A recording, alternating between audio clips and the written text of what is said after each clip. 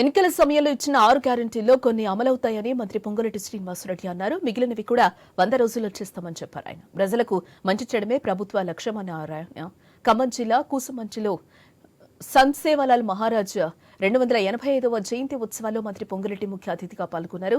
రాష్ట్ర వ్యాప్తంగా బంజారాలు కాంగ్రెస్ పక్షాన్ని నిలబడ్డారని, ఇందిరమ్మ రాజ్యం మీద బంజారాలకు నమ్మకం, విశ్వాసం ఉందని ఆయన చెప్పారు.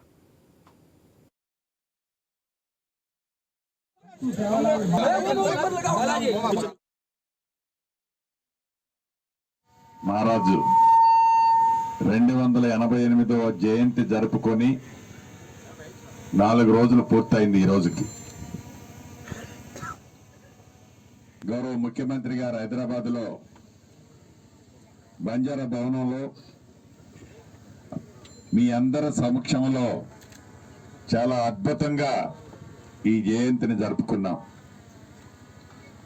ఎందుకు మహానుభావుడు మన మధ్య నుంచి వెళ్ళి 100 సంవత్సరాలు అయినా కూడా ఈ సేవాలాల్ గారిని ఎందుకు గుర్తుపెట్టుకున్నాం, భగవంతుడిలా ఒక మనిషిని ఎందుకు పూజిస్తున్నాం,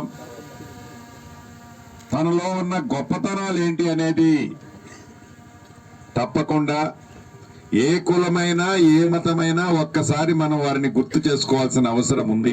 సేవాలాల్ మహారాజు